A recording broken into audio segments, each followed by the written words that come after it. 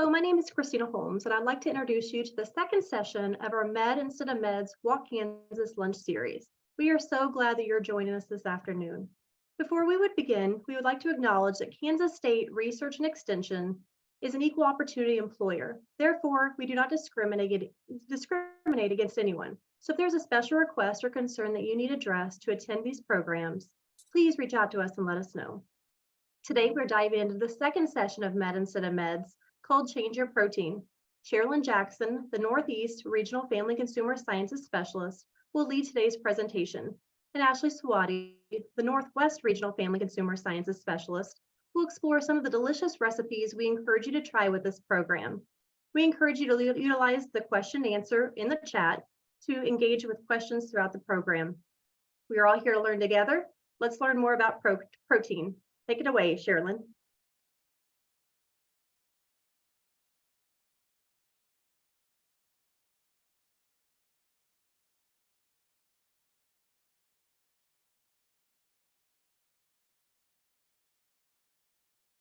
Hello, everyone. Just want to welcome you to our second session. This is on Change Your Protein. And I asked you to put some things in the chat if you tried any of the recipes or if you made any kinds of changes from last week to incorporate some of those 7 steps to eating the Medway. So we had some good comments in there. We'll review, kind of highlight some of those later. So our session today is on Change Your Protein. Before we go on, though, let's review what we learned last week in our introduction about eating the Medway. So the key components of the Medway are eating lots and lots of fruits and vegetables, eating whole grains, eating beans and legumes, eating fish and seafood at least 2 to 3 times per week, eating nuts and seeds, replacing solid fats, such as butter and lard, with healthy fats, using herbs and spices instead of salt to flavor foods, drinking red wine in moderation, which is optional. And I just want to point out that if you don't drink wine now, don't start drinking wine thinking that there are significant health benefits. The Medway also recognizes the importance of adding physical activity, enjoying meals, including sharing meals with family and friends, and limiting the amount of sugar, particularly from sugar-sweetened beverages and added sugars in your diet. What sets the Medway apart from other eating patterns is, first of all, it's simple. The Medway uses simple ingredients and simple food preparation techniques.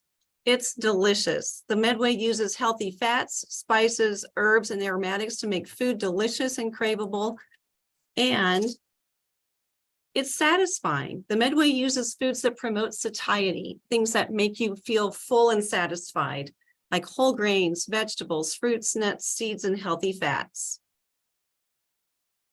So how can you eat the Medway? And again, a review of those 7 steps that we were introduced to last week. Today's class session is going to focus on Change Your Protein. The Medway emphasizes eating primarily plant-based foods, so replace some of the meat in your diet with plant-based proteins, such as beans and legumes often. Eat fish and seafood at least 3 times per week, and include fatty fish, such as mackerel and salmon, and avoid fried fish. Eat white meat poultry, such as turkey and chicken, at least twice a week, and limit red meat or choose lean red meat. And here are just a couple of med flips that we can talk about today. The first one is limit meat, beef, pork, and lamb. Limit and eliminate, if possible, highly processed meat. Choose white meat poultry, increase fish and seafood, increase plant proteins such as beans, nuts, and seeds. And then also the Medway, follow Medway dairy and eggs guidelines. We'll talk about those a little bit more detail later on in the presentation. So changing your protein is arguably the most impactful dietary change that you can make. I really like this chart, and this is one of the things that's going to be in the online portal for Walk Kansas as a handout for you to refer to. This is a protein choice continuum that can help take the confusion out of this important Medway step. First of all, look on the left side of your screen, the things that you should eat more of. These are beans, nuts, and seeds. Eat these often. Eating more plant-based proteins is a great way to improve your health and replace some of the meat in your diet with beans, nuts, and seeds. Fish and seafood. Eat fish 2 to 3 times per week. Make one of those a high-fat choice of fish, such as salmon. Eat fried fish very occasionally. Choose white meat poultry, such as turkey or chicken breast. For eggs and fat-free dairy, so you can eat eggs up to 7 times per week, and then choose fat-free dairy products such as fat-free yogurts and milk and lower fat cheese. Choose lean meat. Lean meat such as extra lean pork, beef, veal, or lamb. To choose lean cuts, look for loin or round in the name, and choose cuts with minimal visible marbling or fat. Opt for the lowest percentage of fat when selecting ground meat. Dark meat poultry, eat that less often than white meat poultry. So dark meat includes things such as chicken thighs and legs, and then also limit higher fat dairy items, as well as higher fat meat, such as higher fat cuts of pork, beef, veal, and lamb. And then greatly limit or eliminate, if possible, highly processed meat, such as bacon, sausage, and most deli meat. So we recommend that you have no more than 2 to 3 times per month that you have meat, and more fish and more plants are better. We're going to talk a little bit more about this as we go on. And just to note that if you're someone that that really feels like you have a desire to consume more red meat than recommended, just go for those leaner and better choices. Similarly, grass-fed meat, if it's within your budget, may also be a better choice. And just use smaller portions, just to try to incorporate more of those vegetables in your diet. Here's another tip. Replace half of the ground meat in your recipes with the vegetables. You can replace half of the ground meat, will help you still enjoy that flavor of the ground meat, but you won't be consuming as much of it. And here's an example is the mushroom beef burger and the mushroom beef taco recipes. Here they've been replaced half the ground beef with finely chopped mushrooms. Mushrooms make a great substitute for ground meat as they have a meaty flavor. However, you could use this med tip with any number of vegetables in a variety of dishes. Moreover, in place of that ground meat, you could also opt for ground turkey breast or ground chicken breast to make your meal even more med. So again, let's talk about those processed meats, processed foods. Greatly limit or eliminate those. Research shows that there's no safe level of processed meat consumption. As such, it's important to limit consumption to very rare occasions, or if you can, eliminate them from your diet entirely. And I think for a lot of people, one thing that's pretty hard to eliminate is bacon. So use less bacon in your recipes. Use it for flavoring, not as a main ingredient. And you can freeze bacon and use it one piece at a time. I like to take a strip of bacon, just roll it up, and then put each strip or put the multiple strips into a baggie, and then you can take out one piece of bacon at a time. Also, to change your protein, choose white meat poultry, such as turkey and chicken. Eat this at least twice a week. And another hack here that you can incorporate, cooking up chicken for 2 to 3 meals. And when making chicken, load up your grill, your oven, or your stovetop so that you have these options to include chicken in other meals later. I just did this last weekend, and it was great. One thing to remember, if you eat less meat, it's healthy for you and healthy for the planet. Another recommendation, again, we mentioned several times already, but to increase fish, to eat it, seafood and fish 2 to 3 times per week, about 3 to 4 ounce servings. Make at least one of those a high fat fish. And then check out some of the Medway recipes in medinsteadofmeds.com. One of the things that you can do is to even make something like a a salmon Saturday, something that works into your family meal plan. On this particular slide, I just want to encourage you to try this basil shrimp and tomato pasta with feta. This is a particular favorite of mine and Ashley and Christina, so we make this often. Here's that hack again to try salmon Saturday. Just something that use a recipe that or an item, food item that your family enjoys, and keep that on your rotation for meals. So there's some questions you may have about fish, some common questions. Do I have to eat fish to go med? What can I do about fish being expensive? What about mercury? And is farm-raised fish okay? So do you have to eat fish to go med?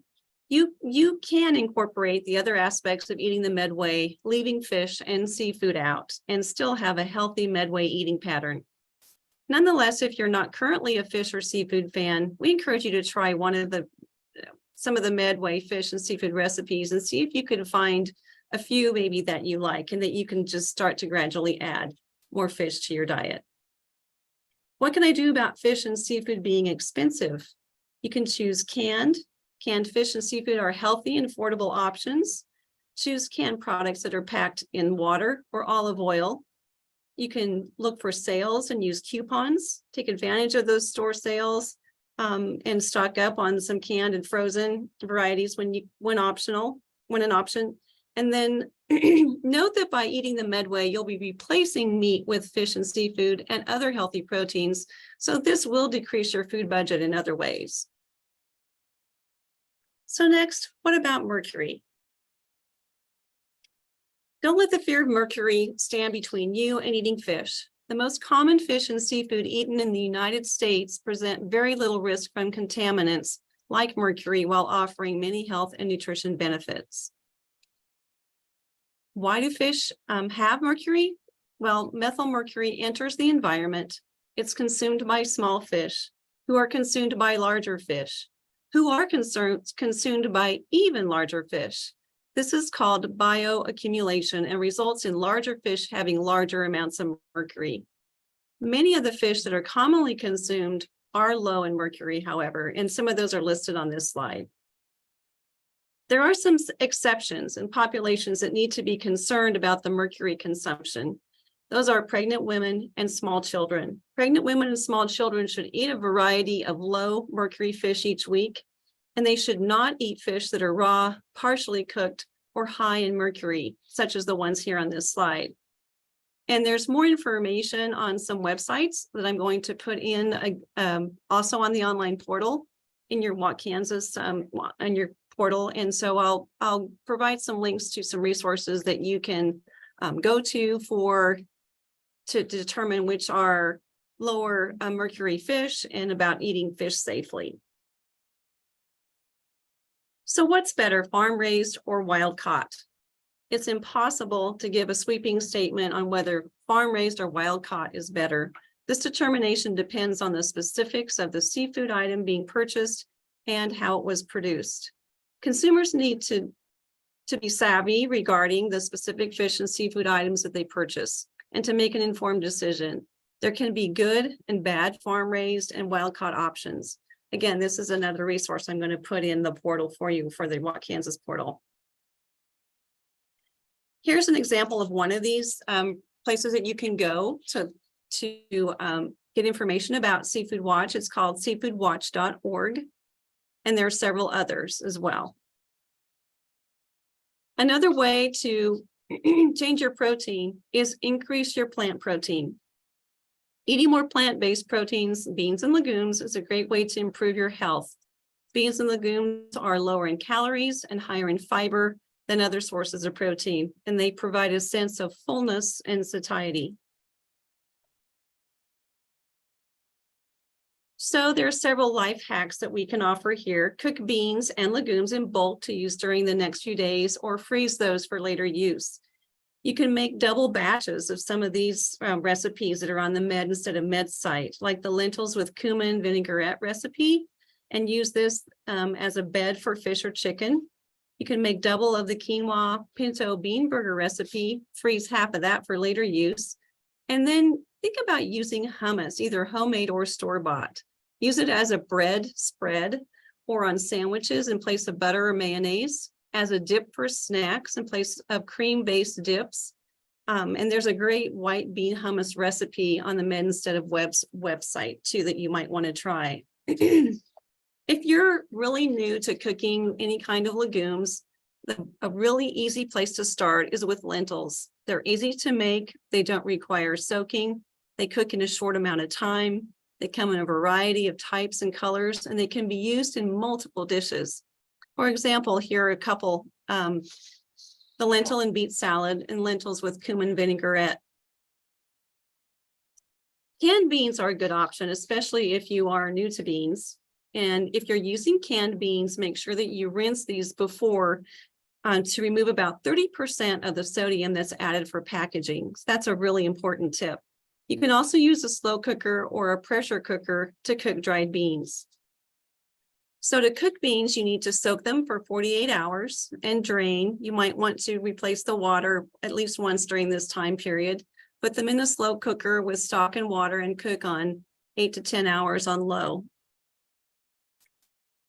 And with beans being so easy to prepare and so good for you, why don't people enjoy beans more often? Well, the reason is that they can experience gas. So let's look at some ways to reduce that, the gas from beans. First of all, you need to cook them well. Soak them for 48 hours, not just overnight. Change the water once while soaking. Rinse the beans very well after soaking. Cook them until very soft and keep them fully covered with water while cooking. When you eat beans, chew them well. Chewing will help your body digest the beans and reduce gas. Go slow. Add beans slowly to your diet, and hummus is a great way to start. Add spices that aid in digestion, and then add salt very late in the cooking process to help get the beans soft. Adding salt earlier will hinder the beans from softening, and then rinse them well. When you're using canned beans, you need to be rinsing those well. You can even cook them further to soften the beans more.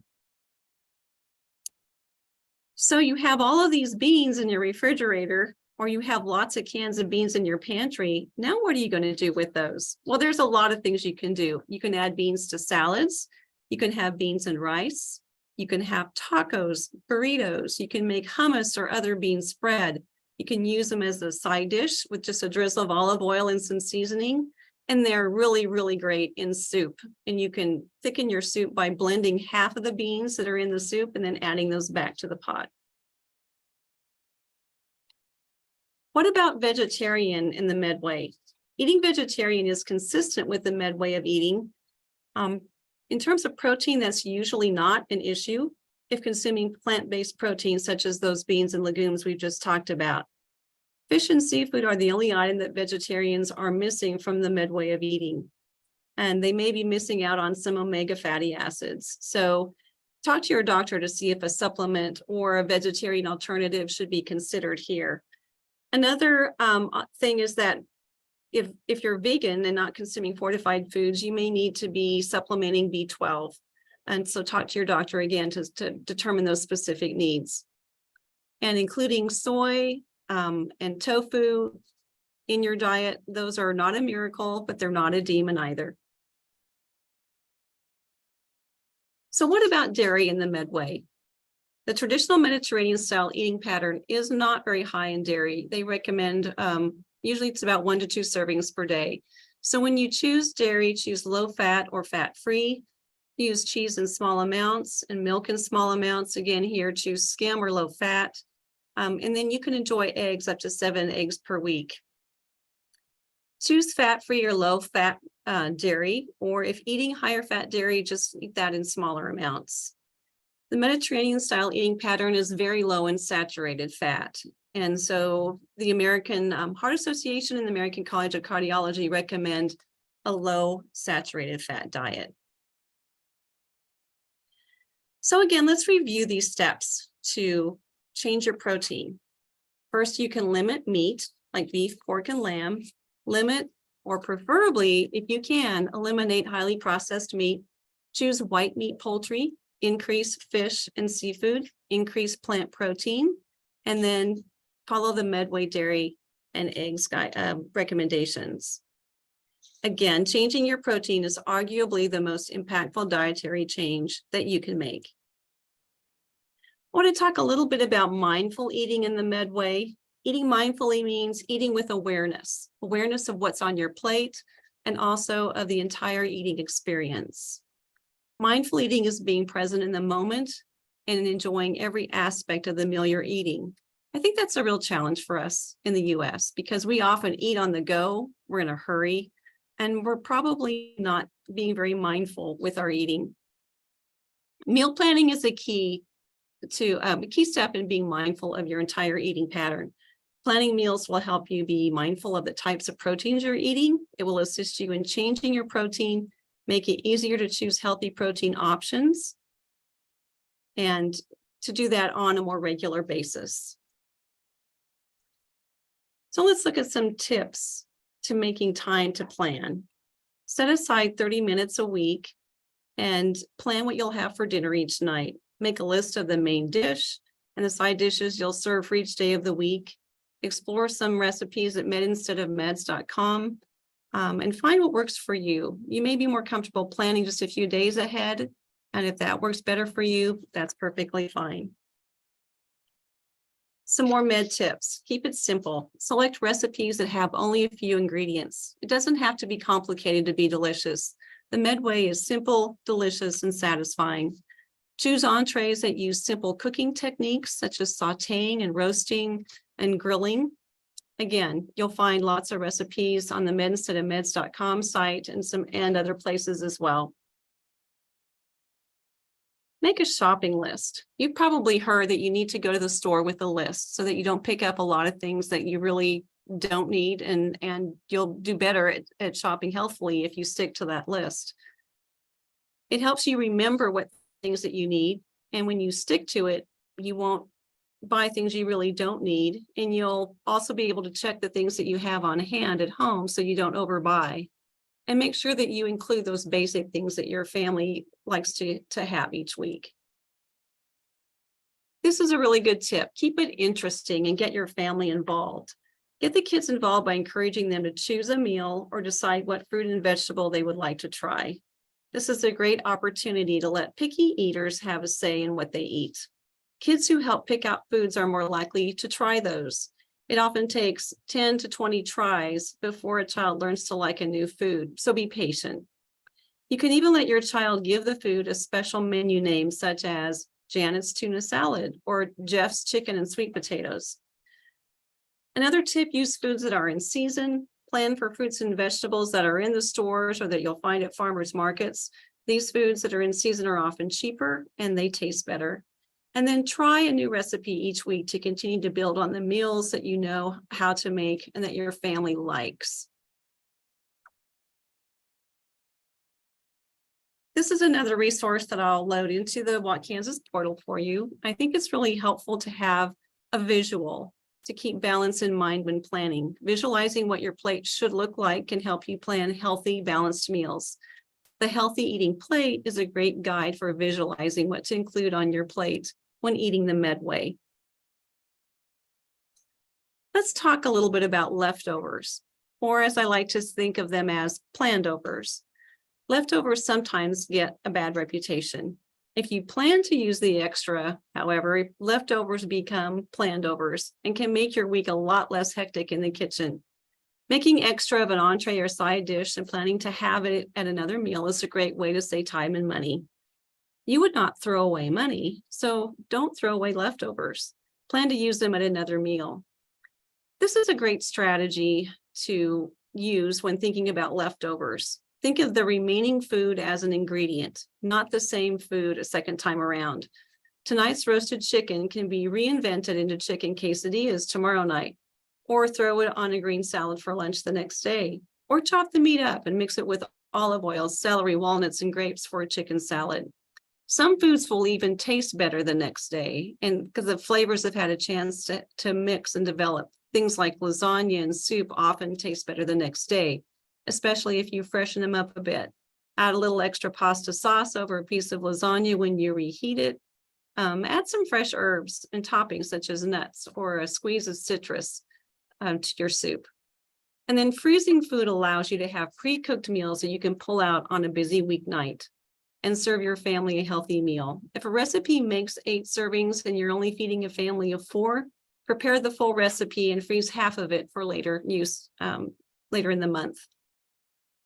Make sure that you pull out that frozen food and in the refrigerator the night before, and then reheat it for a quick dinner when you get home.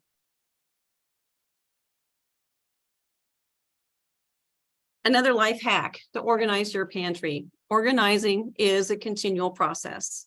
This will make your life and your meal planning much easier. Organizing allows you to know what you have on hand, what items you need more of, and what items you have in abundance. Organizing will help you use up items that might be reaching their prime and rotate them out with newer items.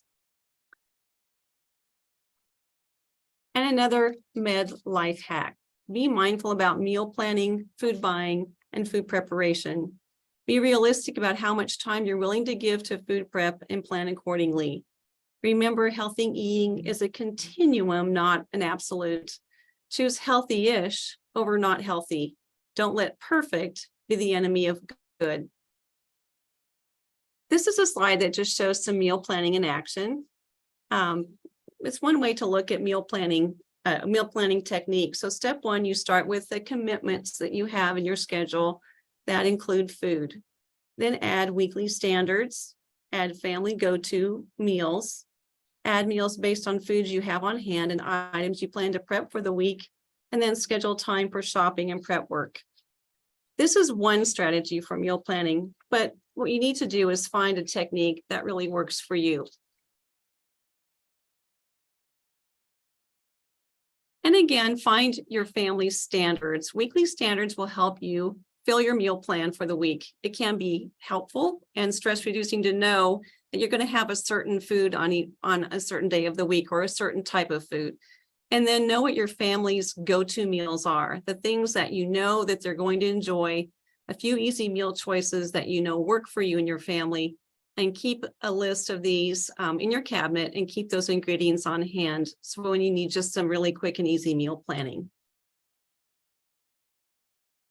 And just a reminder that there's more information on changing your protein with the Medway. There's videos and recipes on medinsteadofmeds.com. And I'm going to turn it over to Ashley. She's going to look at some of the specific recipes that support this particular step in eating the Medway. Yeah, I'm excited to go through these recipes with you all. Sherilyn went over so many excellent tips, and we're going to incorporate some of those as we go through these recipes. So the first one we're going to chat about is the white bean hummus. Now, usually if you've ever made a hummus or looked on the ingredient label of a store-bought hummus, it's made with garbanzo beans. But this one uses white beans. And when I made this at home, I used Great Northern beans. You can really use any white bean you want, dried or canned. And I used canned when I made this recipe, but it's really simple. Just made it with some carrots and celery. You can dip it really with whatever you want for a nice, quick, easy snack or lunch. Next is the lentil and beet salad. So the protein here that we're focusing on are those lentils. And I personally love beets, canned or roasted, fresh from the garden. So I'm looking forward to trying this one when we've got some fresh beets. But you can use lentils or really any other beet in this recipe. And this recipe uses arugula, and it gives a nice spice and a nice different touch than spinach or romaine lettuce that you might use with another salad. All right, Sherilyn talked about keeping things interesting. To me, this recipe is pretty interesting. This recipe utilizes Swiss chard, hot pepper flakes, and garbanzo beans. And it calls for canned or store-bought spaghetti sauce. You are more than welcome to make your own spaghetti sauce. But this one, just to make it a quicker recipe, at Med Instead of Meds, they just suggested that you purchase a jar of store-bought spaghetti sauce. And when you do buy spaghetti sauce at the store, we recommend looking in the refrigerator section and looking at the label and making sure that it's not loaded with sugar. That one was really interesting to me. The next one is mushroom beef taco. This is another interesting one. And I like it because it does incorporate beef, but we substitute some of that beef with mushrooms. I love mushrooms and beef, so this is perfect. And then on the top there, you can see that it uses the ginger mango salsa that it can also be found at medinsteadofmeds.com. And you can use this really on corn tortillas with shredded cabbage, lime wedges, and that salsa. This just sounds amazing. All right, and now for tuna. Last week we were asked about, do I need fresh tuna or is canned tuna okay? Canned tuna is just fine. This recipe calls for two cans of tuna and it creates 6 patties. So this is perfect for leftovers. If you're going to be in the kitchen cooking up a storm, why not use the leftovers, freeze some, use it tomorrow, and you'll be good to go.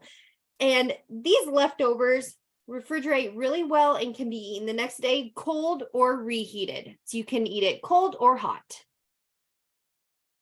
This next recipe, I like that Salmon Saturday. So if you're thinking about getting crazy and celebrating Salmon Saturday, this Saturday, go ahead and try this salmon burger. Just be sure to cook this to an internal temperature of 145 degrees, like all fish. And this 1 pound of salmon in the recipe makes 4 patties.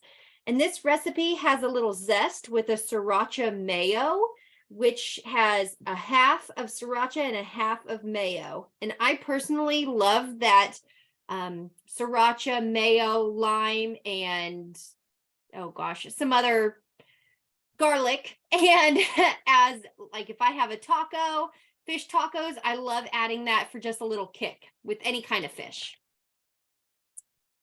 The next one is a quinoa pinto bean burger. And this one, you can utilize 2 cans of pinto beans and it makes 8 to 10 patties.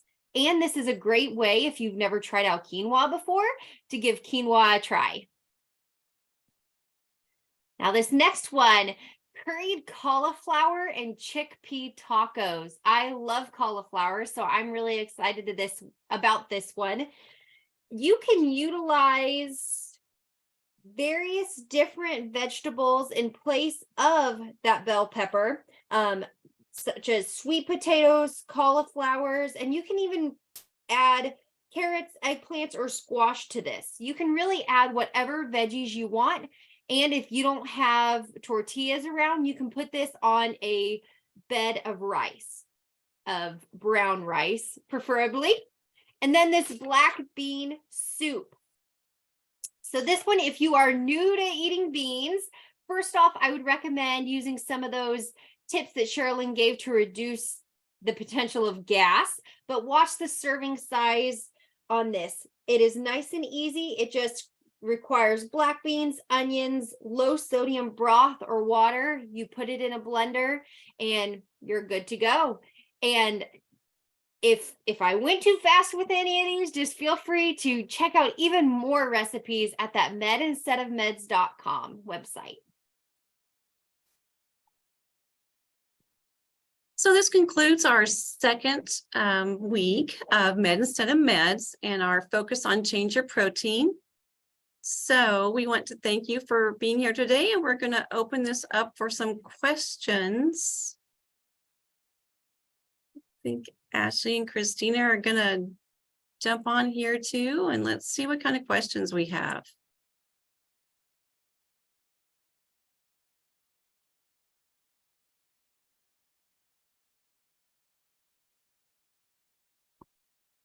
We did get some questions throughout the webinar, but if anybody else has other questions, drop those in the chat or in the Q&A, and we'd love to answer them for everybody to hear.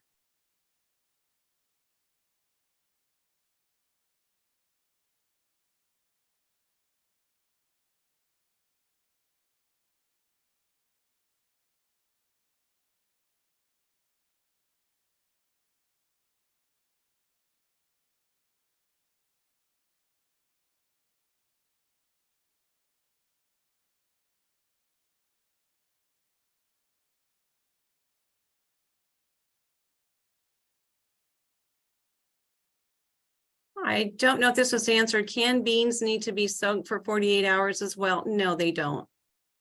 Just need to rinse those. Those are ready to go. It's just the dried.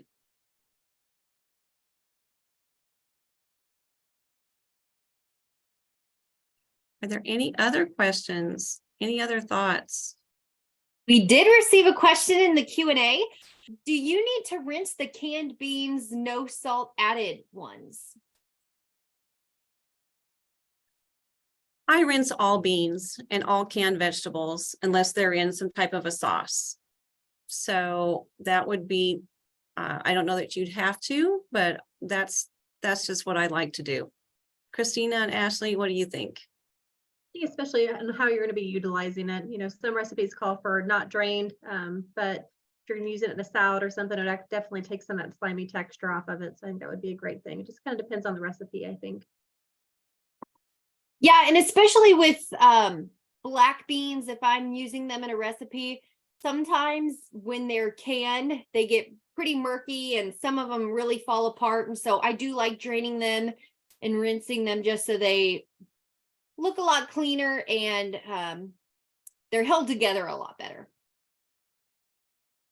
Okay, and we did get another question. Is the 48-hour pre-soak for dried beans a new recommendation? I don't think it's a new recommendation. It's just how what they recommend is a cooking process for beans to help reduce that potential for gas.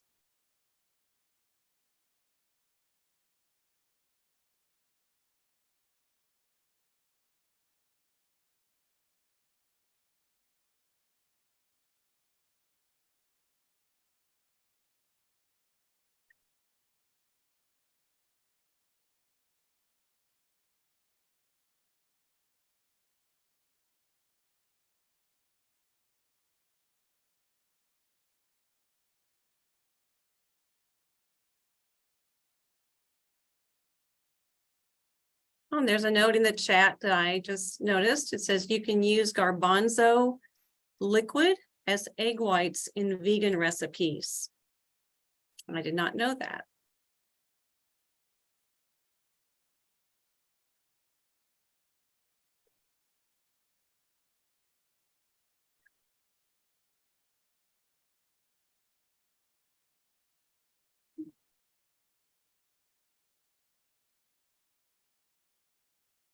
Okay, if there are no other questions, we want to thank you for being here today.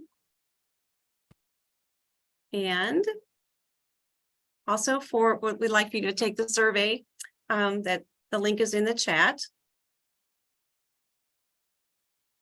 Any other comments from Christina or Ashley?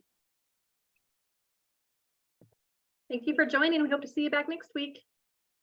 Yep, next week we are talking about fats. So talking about making your own vinaigrette and salad dressings and how to make some of those healthy swaps. So make sure you get it on your calendar. You don't want to miss it. All right.